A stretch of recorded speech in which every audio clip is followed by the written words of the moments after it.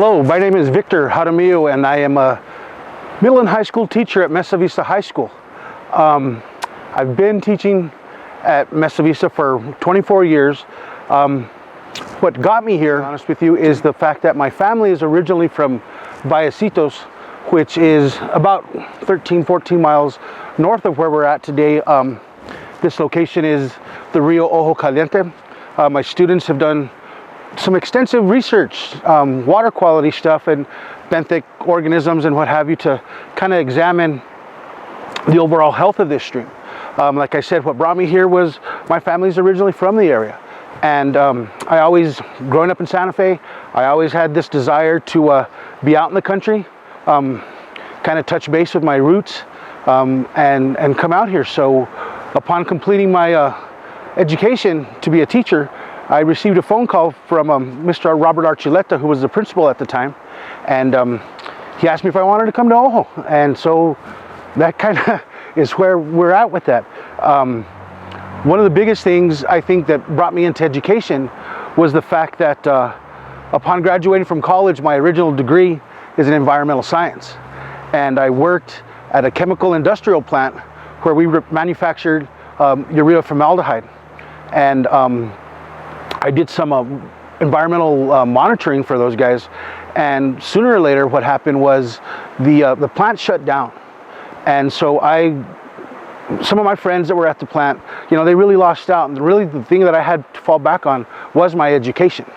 And that's what drove me into teaching, because I realized how important education is and how you're unlimited and you're with what you can do if you've got a proper education.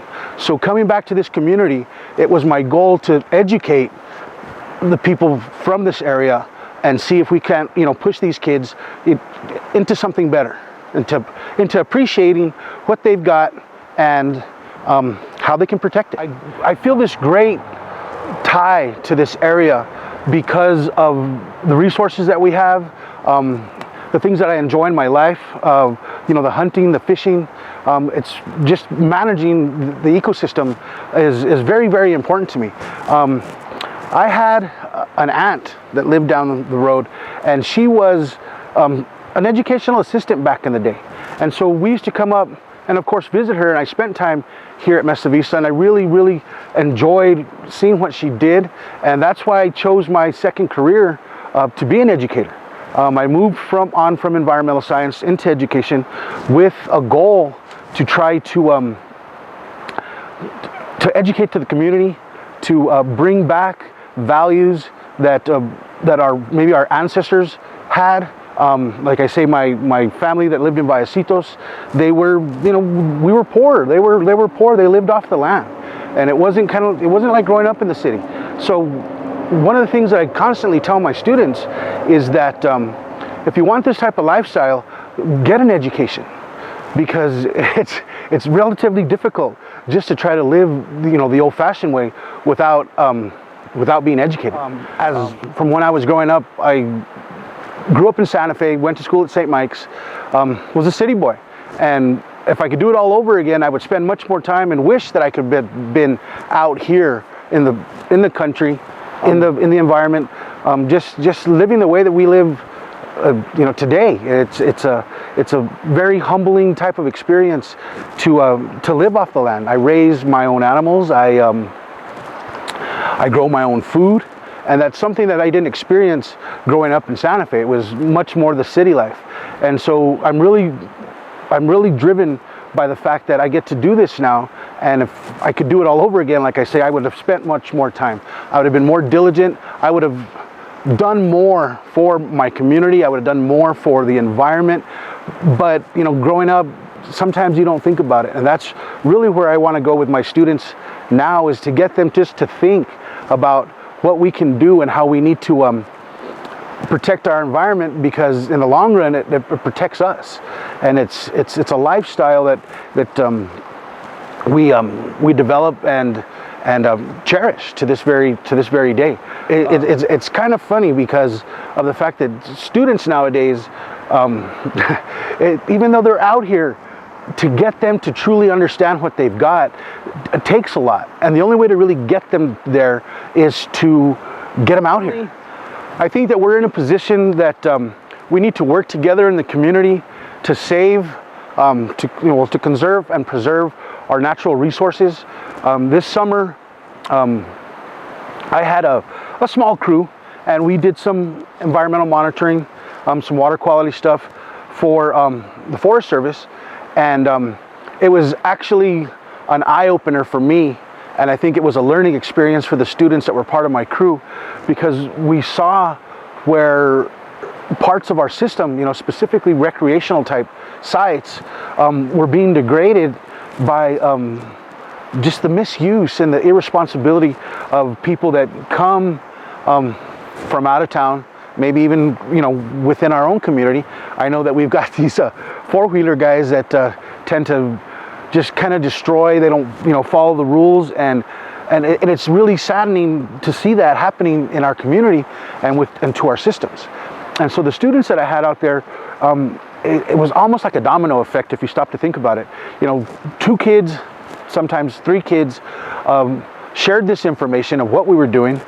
They shared what we were experiencing. They shared what they saw, and they told 3 more kids, and those kids told 3 more kids, and they told 3 more kids, and now there is a feeling at our school that is really taking off. There's students that are asking, are you going to be doing research this summer? What can we do to help? How do I get the message out there? And so I've been telling them, talk to your community elders. Ask them, what were their experiences back in the day and what we have now? And how can we bring back? What can we do to fix these problems? These adverse conditions, whether it's a simple day out picking up the trash, cleaning up the community, or if it's a long-term type of thing where they can do some research and establish a database to say that our system has changed. The stream flow here in Ojo, it's changed over the last couple of years, and we've noticed that. And so there's been a lot of students who have graduated and moved on after taking environmental science classes at Mesa Vista, and I'll run into them and they'll say, hey, how are the conditions? Are things getting better? What can we do to help? And I tell them, be vocal. Be vocal. Get out there. Don't be afraid to talk to people and express your point of view as to what we can do to save our environment, to save our systems. But they've got it in their heads now that something can be done, and that's what's best. We've talked about different projects. They've talked about even just some remediation type projects at school, on the campus, things that we can, they want to start to collect water to be able to beautify their campus by collecting, stormwater and what have you, to be able to water plants and what have you, to make the campus look better. Getting out here, just, this location where we're at today, a couple of years ago, was really, really trashed. Stuff that was dumped, and there was a lot of trash that was thrown in arroyos and just dumped on the side of the road, instead of people wanting to go to the dump and get rid of their trash. And now it's like it's making a full circle, and people are coming back and they're saying, okay, we gotta correct some of what went wrong. And there has been some people that have come up and they've picked up things like old tires, like I say, is to get the kids out here, let them see what they've got. It's a great opportunity for them. But in order for me to do a better job for these guys, how am I going to get the community and the elders of the community and various agencies to buy into what these students are starting to do? They're striving to get out here. One of the things that maybe we could do is first start with some community interviews. Talk to these elders. Get them to maybe come out and participate with us. There's nothing wrong with uncle or tio or tia to come out and see what the kids are doing, because it really excites them, because they didn't do it when they were growing up. And so all of a sudden, this technology that we have, just simple equipment, that the kids come out and they're measuring and they're identifying and they're analyzing, and everything that's scientific with it has got elders in the community really interested. on how smart their kids are and what they're doing. Of course, access. You know, maybe some of the landowners could get us some access to monitor sites that are somewhat what they say untouched, right? Because, you know, this is a public area, and you know, it wouldn't take long if we walked around and we would see where, you know, there are some conditions that need to be fixed. It would be really interesting if some of the landowners would say, go ahead and access the river that runs through my 100 acres, so that you can see the difference between someplace where the public gets, and, you know, I guess there's not a better term, but where they thrash, as opposed to someplace that's untouched. You know, access is one. Of course, transportation. What's a little difficult to do this kind of work is that, you know, the kids really do have to come out and they have to hike around a little bit. And so we have to access some areas that maybe a school bus has a hard time getting to. One of our monitoring sites up on the Rio Vallecitos that we've been to, it's kind of funny because, you know, we're on a forest road in a school bus, and it's, you know, maybe a Suburban or something would be a lot better. So, you know, funds, access, and the willingness to educate themselves, you know, elders, people within agencies.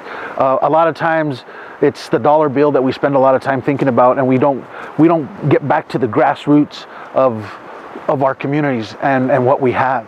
And so, yeah, there's a lot of help that could come from the community, from our school, you know, buy-in from our principal, buy-in from our superintendent. You know, I don't want to get myself into too much trouble, but it can't always be basketball, you know, and athletics. You know, there's nothing wrong with these kids that have a scientific way of thinking to come out and be able to do some research, to get involved, because it's going to impact their life. It's going to impact the lives of their children eventually, and definitely for those of us that are here now, because, you know, for what we've got, and, you know, it really is the youth. There's that saying that youth is king. Well, it's somewhat very much true, because, you know, we're trusting in them to take over and reestablish a lifestyle that seemed to have been diminishing for a while, and now it's coming back. Like I say, we need a little support from just, you know, various agencies. The Forest Service has been great. RiverSource has been great. New Mexico Mesa is another program that has been great.